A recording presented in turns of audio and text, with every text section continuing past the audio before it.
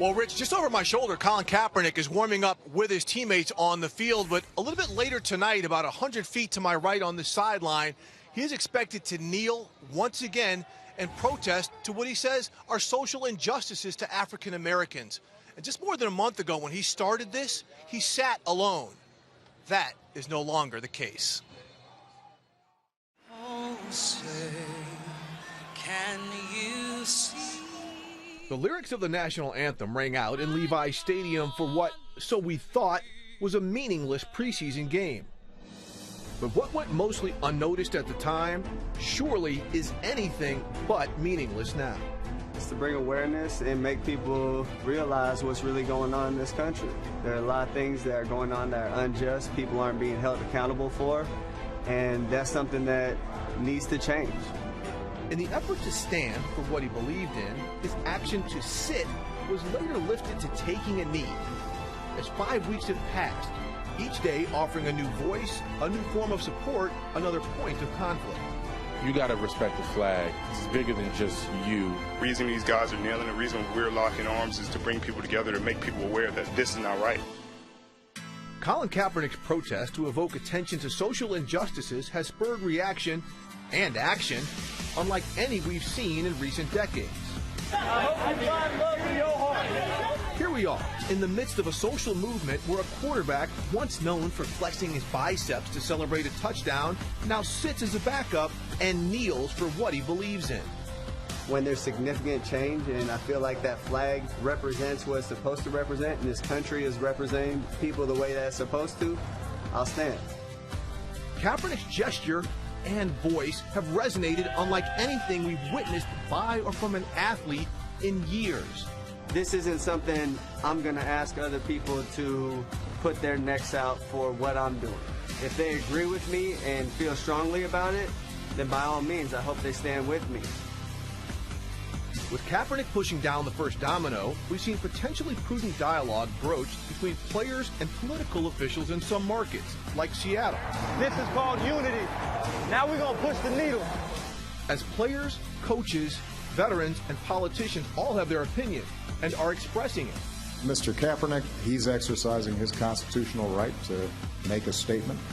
I think he cares about some real, legitimate issues that have to be talked about. We, at some point, are pushed to look at a new household name. Not one who was once a Super Bowl starter with a revolutionary style of play, but instead at a backup on a struggling team with a revolutionary cause. All right, we've got to keep this real because we have seen that Kaepernick's action has been polarizing and unifying.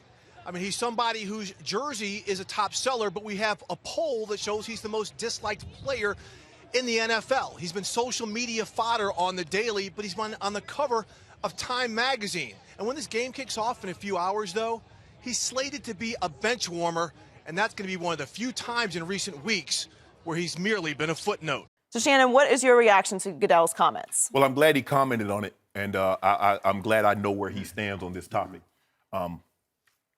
The commissioner is looking at it from a point like, I'm a patriot, I love patriotism, I love the values and the freedoms that this country provides. Well, Colin Kaepernick, in that sense, is a patriot because he's saying, although I've been very successful, although we've come a long way, I believe we can have a better society.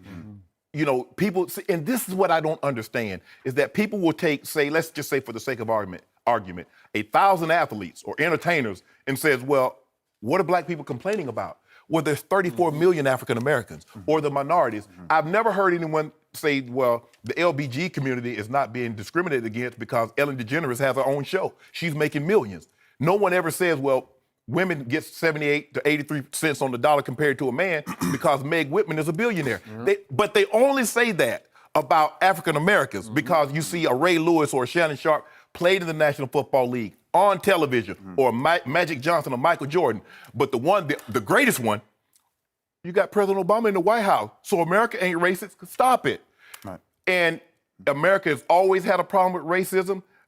I think now it's because of the cell phone, because it's captured more and it's in your face. We don't have to wait till 6 o'clock to see it not, Skip. Yep. You do it, it's up on the internet, right now. Commissioner, I believe Commissioner has a right to say what he says, but the First Amendment is a beautiful thing, unless you don't agree with the gesture. But you should be uncomfortable. Protest should make you uncomfortable, and it should come with consequences. So if the 49ers says, Colin, we're going to suspend you for 3 games, so be it. He's getting his point across because Muhammad Ali, all the greats that's taking a stand, John Carlos and Tommy Smith, they took a stand. They could have waited till they come home, but it would not have served the same purpose. Well, wait till you get out of the uniform. No, it wouldn't serve the same purpose. We want you to be uncomfortable. We want you to come to the table and talk intelligently. So are you criticizing the commissioner's stance on this? I wish he'd had a more positive spin. He's making it seem like Colin Kaepernick isn't a patriot. This was never about the flag. This was never about the veterans. Right. He told you what it was about, but you still keep trying to take it back there because you don't want to talk about the issues in which Colin Kaepernick is raising. Yeah, and listen, when you think about what Colin has did, right? The only thing that I think about the most is Muhammad Ali, Jim Browns, all of these guys. If you come out with this type of stand, the most important thing next is a solution. You must have a solution. Yes. Because if you don't have a solution, then we're just protesting for nothing, right? Yep. So when Colin comes out and does what he does, if Colin calls, Shay, and you know this, if Colin calls 50 to 100 guys around the league and say, man, look, this is what I'm standing for, I guarantee you get a lot of them to follow you. I believe it. But sometimes when you go by yourself, the thing that happens is nobody understands what the deal is until you start to actually get into it. So now you think about what Roger's stance is right now. Roger has the stance that says, listen, I get it, Colin. A lot of people stand, a lot of players stand for different things, but you got to understand what you're standing for. I don't think it's about the flag per se, right? Because my only advice to Colin Kaepernick is this. Listen, I understand what you're trying to do, but understand, take the flag out of it. Right? I had uncles, I got brothers who walked out of my house going into the military that said, I will never see you again. To understand that, I will always respect that part of what our patriotism should be.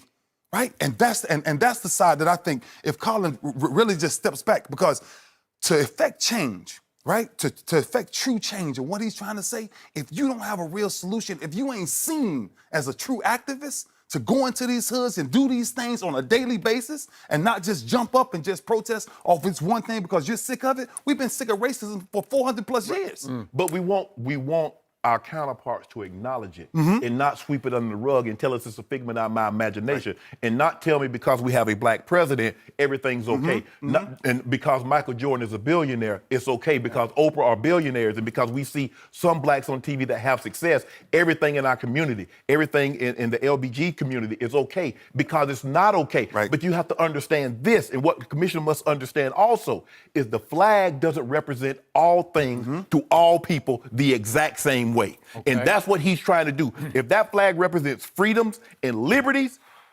I should have freedoms and liberty. And just like his First Amendment, that he has the right to do that, to say, okay, Colin, I think you should have found another way.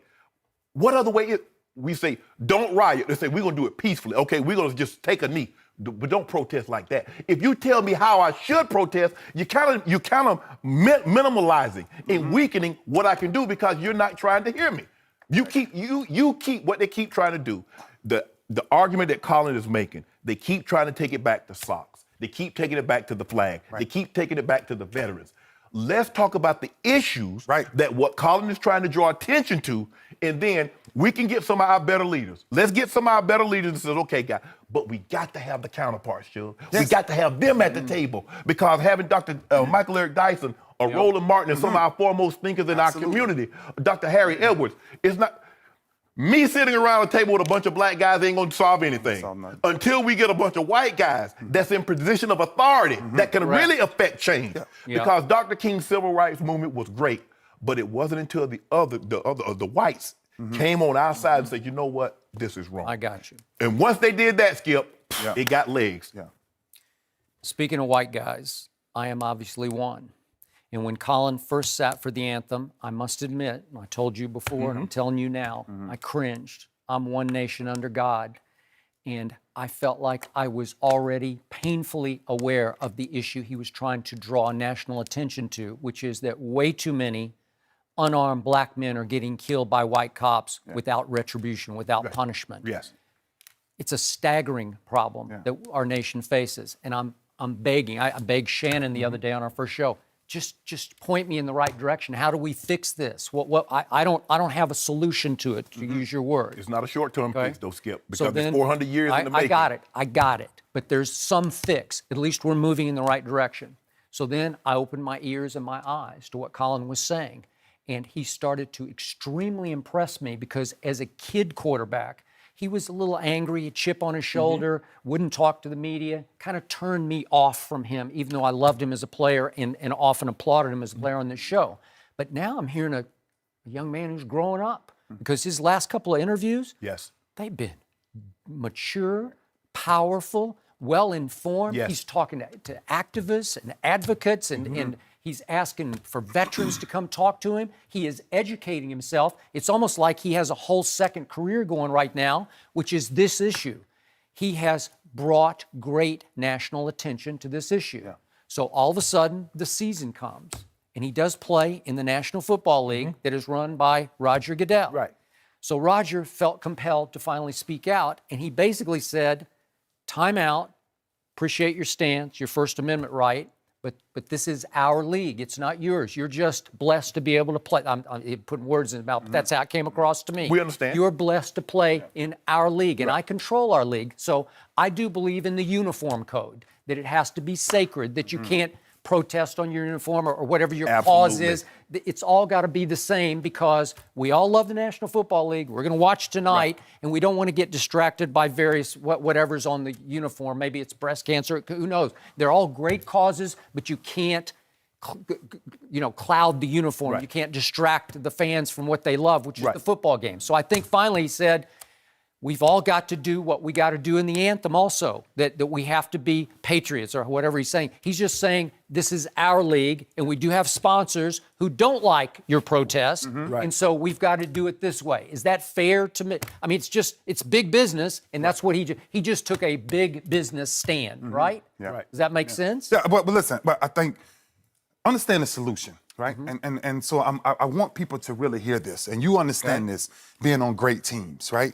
Being on great teams is the same thing, exactly what police officers must do. When you're on a great team, the top tier weed out the weaker tier, right? If somebody's doing something wrong in the locker room, you didn't need nobody. You didn't need a coach to come tell me we took care of that. We took care of that. In today's time, police must police policemen. Because if they're not policing themselves, then there's no way we can ever stop what's really going on, right? Because when you think about what's going on 400 years plus, the only thing that's changed is social media.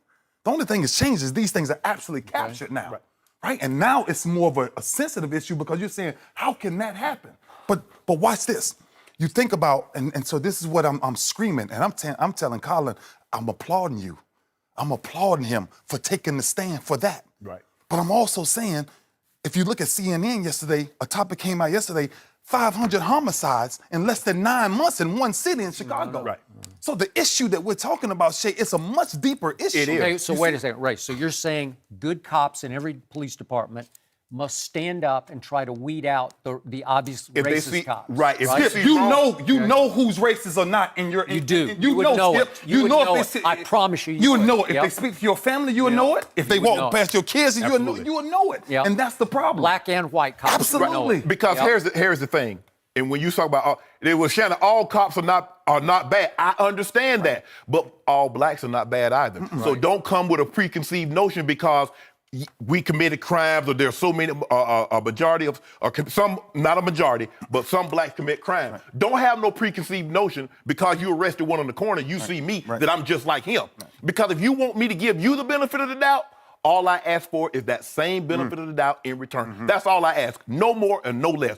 I'm gonna treat you how I would like for you to treat me.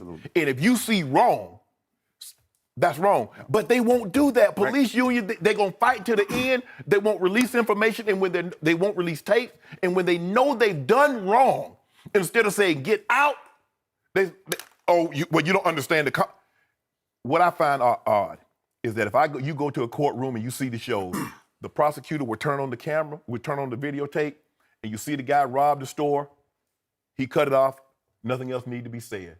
But when we see a cop shoot an unarmed black man, we got to put it in the context. We don't know what happened before. We don't know what was said. We don't know what was laid up to it.